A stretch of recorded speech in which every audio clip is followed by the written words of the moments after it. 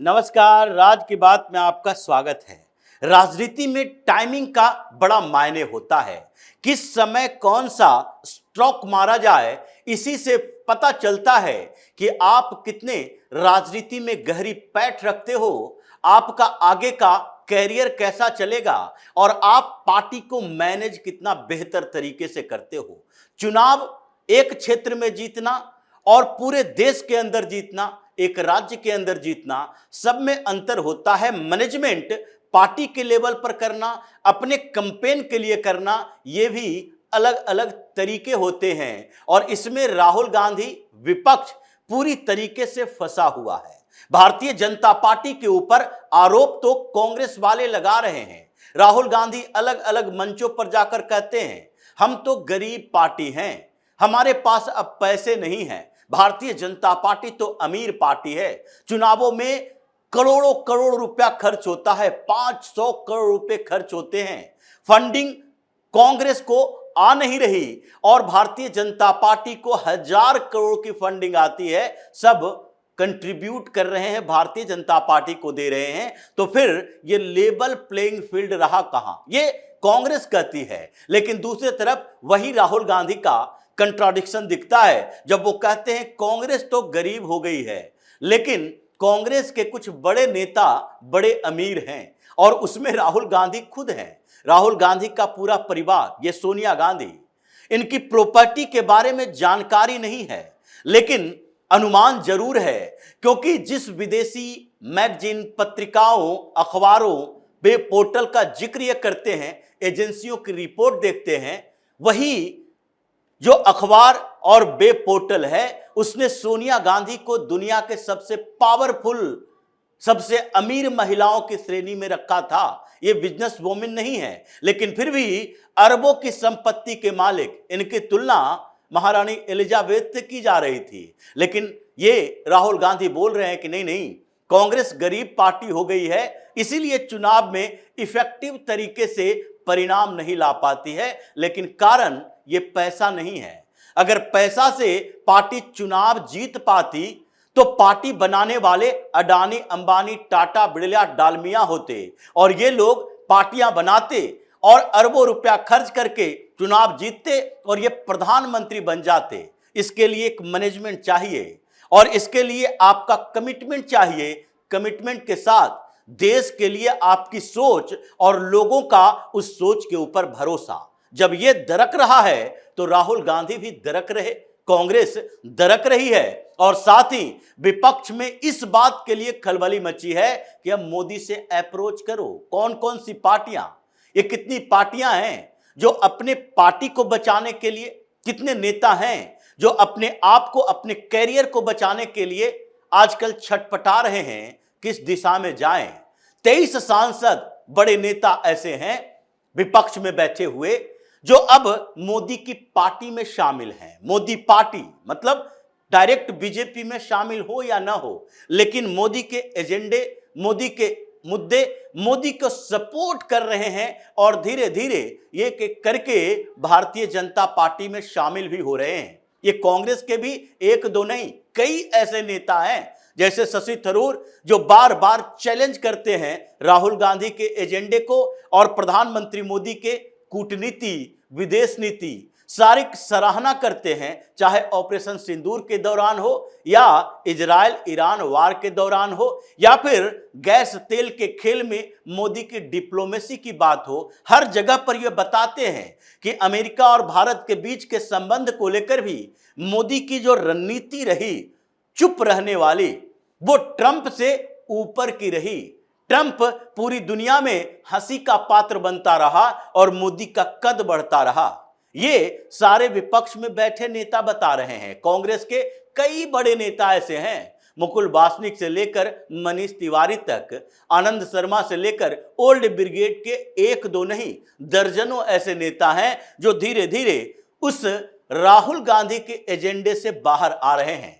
और ये केवल कांग्रेस के अंदर ही नहीं चल रही, कांग्रेस में तो भगदड़ इस लेवल पर मची हुई है कि उनके सांसद पार्टी छोड़ छोड़ कर जा रहे हैं। केवल सपोर्ट की बात नहीं है, इसलिए आजकल राहुल गांधी ये तय करके बैठे हैं कि संसद में अगर कभी भी वो कोई मोशन लेकर आए, कोई प्रस्ताव लेकर आए, तो उस पर जब भी वोटिंग की बात आए तो वॉइस वोटिंग करवाते हैं, वो वोटिंग नहीं करवाते, इसलिए कि आंकड़े कम हो जाएंगे, क्योंकि उन्हें पता है कि हमारे इस एजेंडे पर कितने सांसद हैं जो हमारे साथ खड़े नहीं हो सकते।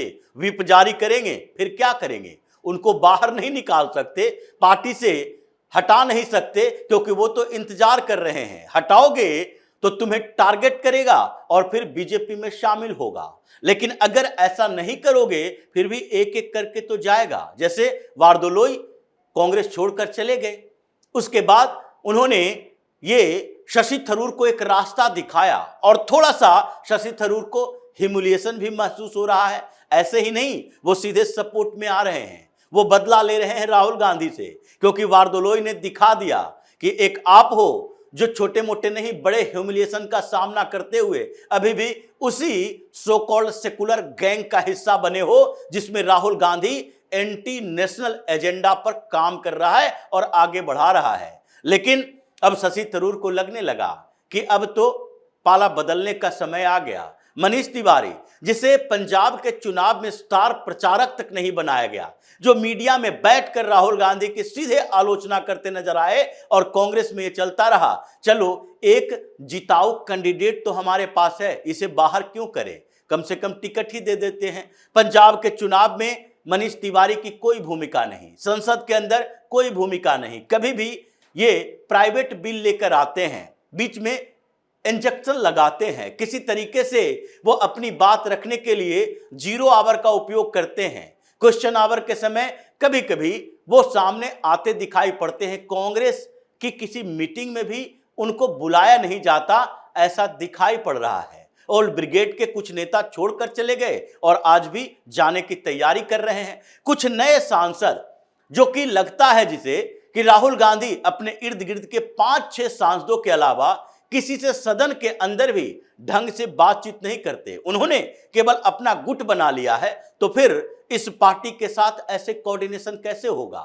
जबकि प्रधानमंत्री मोदी संसद में जाते हैं, भारतीय जनता पार्टी के या एनडीए के एक एक सांसद से उनकी नजरें मिलती है, वो उन सबको अपने साथ जोड़ते हैं और ये राहुल गांधी एटीट्यूड में रहते हैं और अपनी पार्टी को तो छोड़ दीजिए, ये गठबंधन सहयोगियों के लोगों के साथ भी सही ट्रीटमेंट इनका नहीं होता और इसलिए विपक्ष में खलबली मची है इस बात को लेकर। 23 बड़े नेता सांसद अभी मोदी की गुट में, मोदी की पार्टी में शामिल हो रहे हैं, लेकिन दूसरी तरफ इंडी अलायंस में भी वही स्थिति चल रही है। विपक्ष की कई पार्टियां छटपटा रही है खुद को बचाने के लिए। महाराष्ट्र में देखिए, महाराष्ट्र में कांग्रेस, उद्धव ठाकरे और शरद पवार, ये 3 पार्टियां हैं जो विपक्ष में बैठी है, मोदी विरोधी खेमे में हैं। लेकिन उद्धव ठाकरे की स्थिति क्या है?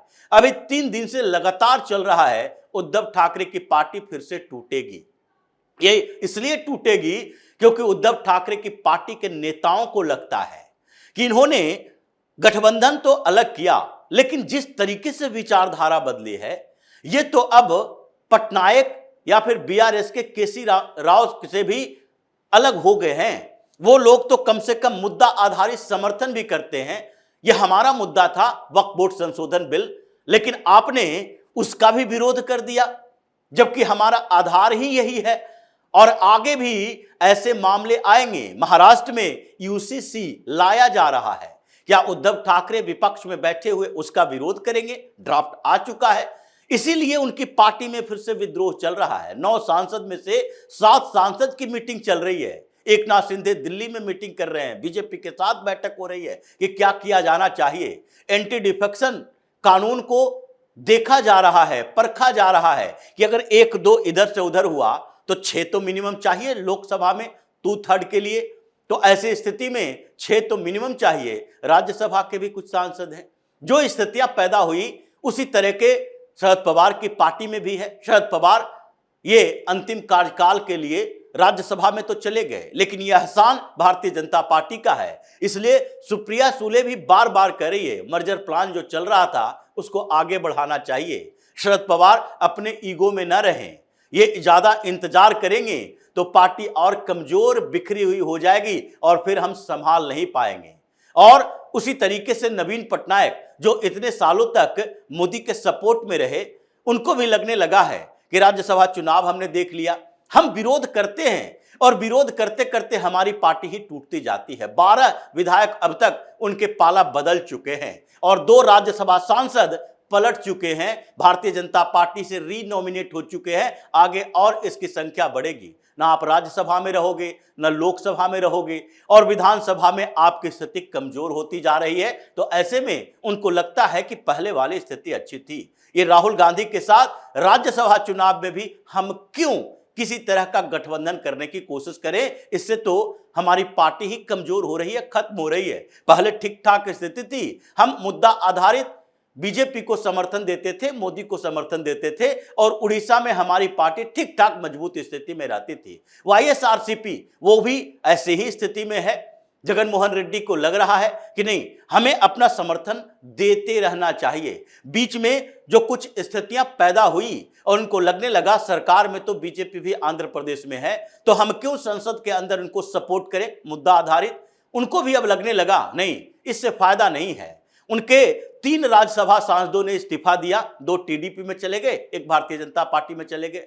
धीरे धीरे उनकी स्थिति भी कमजोर हो रही है इसी मुद्दे को लेकर कि हम सीधे टकराव में रहते हैं या न्यूट्रल रहते हैं, न एनडीए में न इंडी अलायंस में। इसलिए इन लोगों को अब पलटने के लिए एक मौका चाहिए था, वो मिल रहा है और अब संसद के अंदर ये पूरा का पूरा खेल बदल रहा है। गेम, ये जो समीकरण है वो चेंज हो रहे हैं। आगे यूसीसी को लेकर, यूनिफॉर्म सिविल कोड को लेकर ये पूरी कवायद की जा रही है, 1 नेशन 1 इलेक्शन को लेकर कि सपोर्ट बेस ऐसा होना चाहिए संसद में। राज्यसभा में भी मोदी का आंकड़ा बढ़ चुका है, 150 राज्यसभा सांसद अब एनडीए के हो चुके हैं। अब 2, 4, 10 और बढ़ने वाले हैं इस साल के अंत तक। तो पूरा गेम जो चल रहा है इसी बात को लेकर। और अभी पंजाब में बादल ये भी सोच रहे हैं एनडीए में आना ही चाहिए।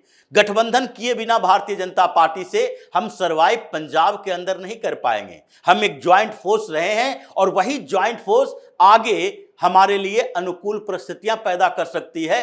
अगले साल आने वाले पंजाब विधानसभा चुनाव में संभावना बना सकती है कि हम फिर से सीएम की कुर्सी पर बैठ सकते हैं। वो भी अब गुहार लगा रहे हैं। सीट के नेगोशिएशन को लेकर थोड़ी परेशानी है, लेकिन वो आने को तैयार हैं। इंडी अलायंस और विपक्ष की ये 6 बड़ी पार्टियां अब पलटने को तैयार बैठी है। राहुल गांधी को छोड़ चुका है, कांग्रेस के साथ खड़े होना नहीं चाहती। इसके अलावा भी कई और पार्टियां हैं जो कि लाइन में खड़ी है, नॉर्थ ईस्ट से लेकर साउथ इंडिया तक। ये सारी पार्टियों को लगने लगा है कि नैरेटिव का खेल जो चल रहा है उसमें अगर हम कांग्रेस के करीब रहते हैं तो फिर परसेप्शन हमारे खिलाफ जाती है। इसलिए संसद में खेल चल ही रहा है और इस बीच राहुल गांधी ये इधर उधर जो चीखते चिल्लाते नजर आ रहे हैं, उनकी हेकड़ी एक एक दिन में निकल रही है। हर दिन कुछ नया चल रहा। बजट सत्र के इस दूसरे चरण में लगता है कि 1 अप्रैल तक आते आते